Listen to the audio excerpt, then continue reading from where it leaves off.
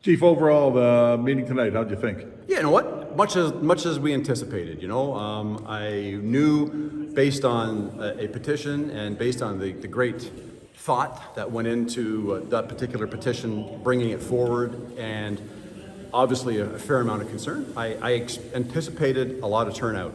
I didn't anticipate the level of frustration, and that was probably an underestimation on our part.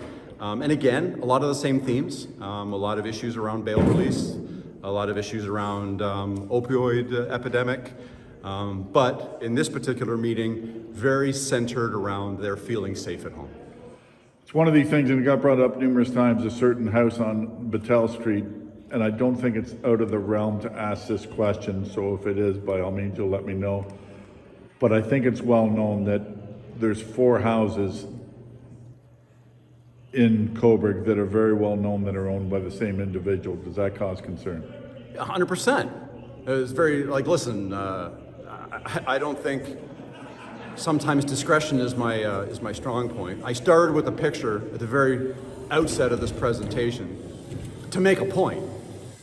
And the point was, I've been chasing this same tail on this particular issue since 2020, when another residence causing the same community concerns.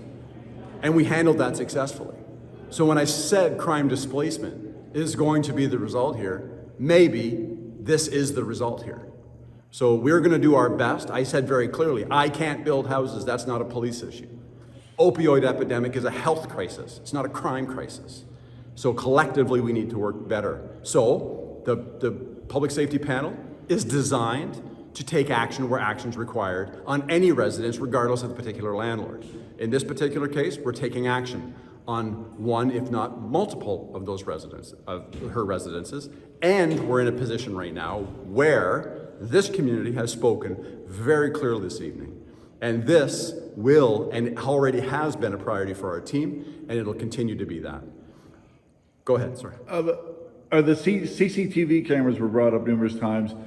They've been in for 5 or less years, but I mean, are they making a difference? Have they been useful in Yes, absolutely, 100%. So we have to understand we rolled out cameras on the traditional camera network system. Now we've been very innovative in our space, and what we're creating is a wireless system much akin to, I don't mind pumping the tires of Cisco, and this is the proof of concept. It's a municipal network. So in other words, the fiber network or the Wi-Fi network is how all of my cameras are successfully and securely connecting to the mothership, if you will, or the operational room at the police station. And I encourage us to do a story when, as the deputy said, we're really stable. I don't want to go to the community and make promises that, yes, we're going to be taking all your video, we'll be onboarding it, and then a week later it doesn't work because it's not. So we're doing all of our internal testing. We have had success. We've had success in relation to traffic collisions, fatal remains, assaults, and others where the more traditional system. So I'm really excited about it. The deputy was really clear about it.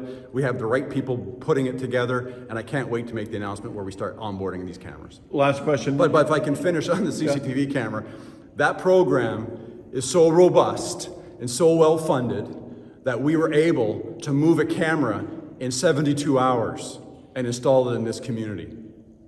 That is unheard of in Ontario, where I can get a petition and within 72 hours, a camera is onboarded in the community, meeting all legal requirements and connected to our home.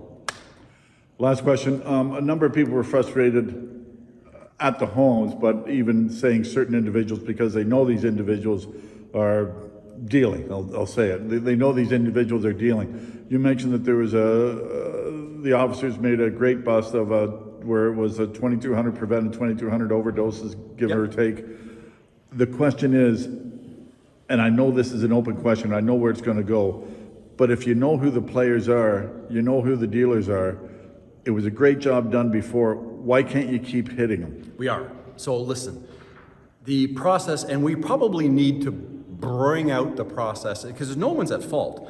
The rules of evidence are cumbersome. They're there for a reason, because nobody wants to be falsely accused or falsely convicted of an offense. So the rules are rules, and evidentiary is evidentiary, and case law is case law.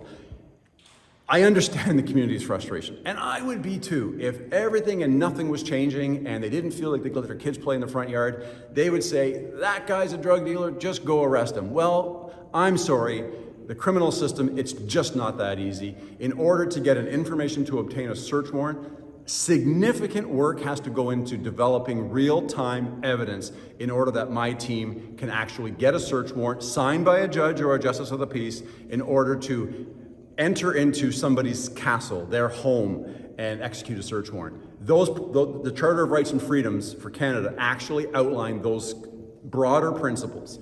I get it, and I honor the frustration of the public, but this is not Law and Order. We don't solve homicides in 50 minutes plus commercials. Things take time, and I understand the frustration. We also have an entire community to serve. We have an entire group of people, both residents and guests, that look to us for their safety concerns. So collectively, we prioritize where we need to and where we can. And obviously, we heard loud and clear tonight that there has to be a significant shift in deployment in my organization. However, I'm telling you right now, and the association president was here in supporting this cause today, we are at a point where we need to find how versus like, how are we going to move people we don't have? So that's where we're at. And the frustration felt by the community tonight is felt by me as chief, is felt as the board members, and is felt by the association membership as a total.